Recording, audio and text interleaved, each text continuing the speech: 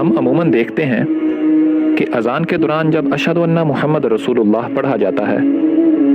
تو کچھ لوگ انگوٹھے چوم کر آنکھوں سے لگاتے ہیں۔ کیا ایسا کرنا اسلام میں جائز ہے؟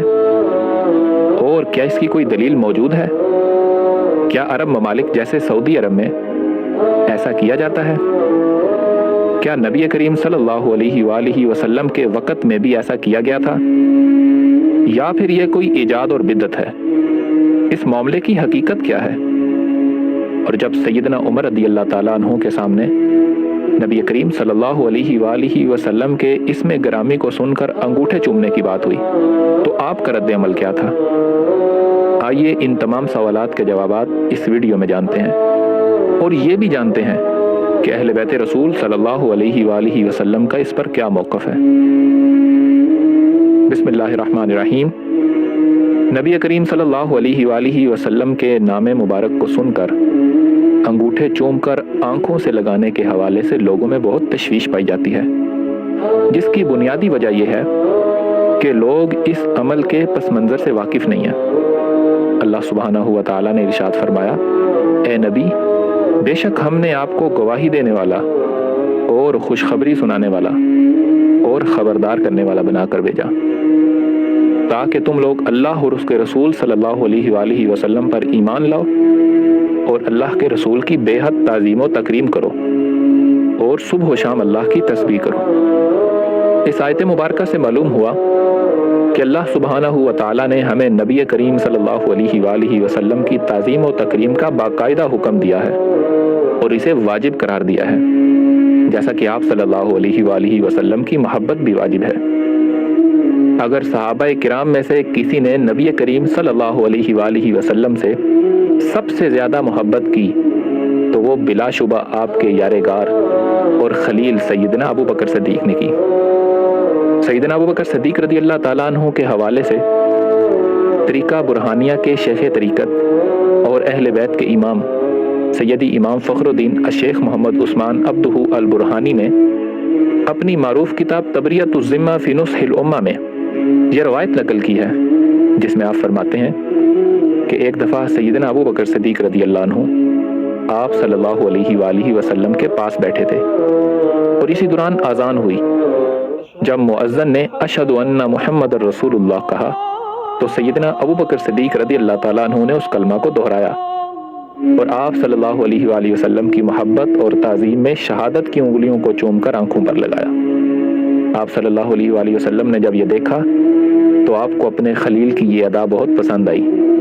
تو آپ نے فرمایا، جس نے بھی میرے خلیل اور میرے پیارے دوست جیسا عمل کیا تو قیامت کے دن اس کے لیے میری شفاعت واجب ہو گئی۔ یعنی یہ اس قدر پیارا عمل ہے کہ اس میں ایک جانب نبی کریم صلی اللہ علیہ وآلہ وسلم سے محبت اور عقیدت کا اظہار اور شفاعت کی خوشخبری ہے، تو دوسری جانب سیدنا و مولانا ابو بکر صدیق رضی اللہ تعالیٰ عنہ جیسی جلیل القدر ہستی کی سنت پر عمل ہے۔ لیکن آج سادہ لوگ مسلمانوں کے دلوں میں یہ شکوک و شبہات پیدا کیے جاتے ہیں کہ یہ انگوٹھے چومنے والی حدیث تو غریب ہے، یعنی اس حدیث کی روایات کثرت سے موجود نہیں ہے، لہٰذا اس پر عمل کرنا درست نہیں ہے۔ حالانکہ یہی حدیث جب سیدنا عمر فاروق رضی اللہ تعالیٰ عنہ کے سامنے بیان کی گئی اور آپ نے جب سنا کہ کچھ لوگ اس کے بارے میں شک و شبہ کا شکار ہیں تو سیدنا عمر رضی اللہ تعالیٰ عنہ نے جلال میں آ کر یہ فرمایا کہ کیا لوگوں کے لیے اس حدیث پر اتنی دلیل کافی نہیں ہے کہ ان سے کہا جا رہا ہے کہ اللہ کے رسول نے ایسا فرمایا ہے؟ اور جب سیدنا صدیق اکبر جیسے عاشق رسول صلی اللہ علیہ وآلہ وسلم کا عمل مبارک اور سیدنا عمر فاروق رضی اللہ عنہ جیسی ہستی کا موقف اور رد عمل ہمارے سامنے ہے، تو پھر اس مبارک عمل کے حوالے سے شبہات میں مبتلا ہونے کا کوئی جواز نظر نہیں آتا، بلکہ اس عمل کے تو بے شمار فوائد اور برکات ہیں۔ جیسا کہ ایک مرتبہ چند لوگ طریقہ برہانیہ کے شیخ طریقت اور رسول اللہ صلی اللہ علیہ وآلہ وسلم کے اہل بیت سیدی الشیخ ابراہیم کے پاس بیٹھے تھے کہ اذان کی آواز گونجی، اور جب مؤذن نے یہ کہا کہ اشہدو ان محمد رسول اللہ،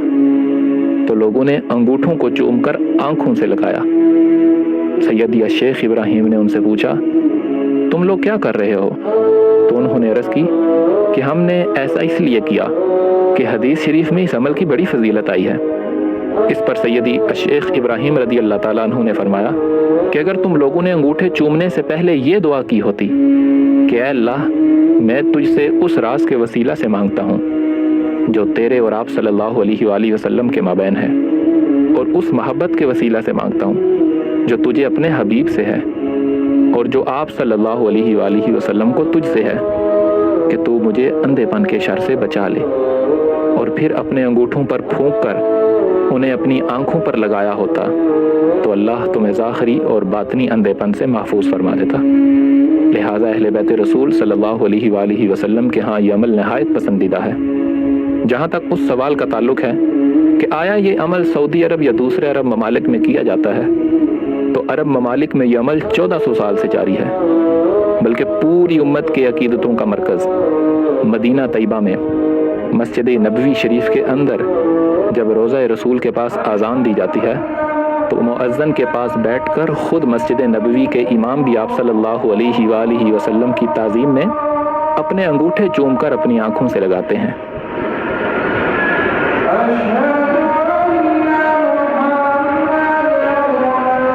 اور جہاں تک اس سوال کا تعلق ہے کہ کیا یہ عمل فرض یا واجب ہے،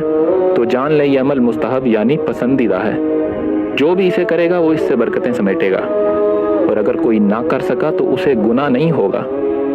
لیکن اس کا انکار کرنا یا اسے بدعت کہنا کسی صورت بھی درست نہیں ہے۔ اللہ سبحانہ و تعالی ہمیں اپنے پیارے حبیب صلی اللہ علیہ وآلہ وسلم کی محبت اور دین کی سمجھ عطا فرمائے، آمین۔ وصلی اللہ علی سیدنا محمد وعلی آلہ وصحبہ اجمعین۔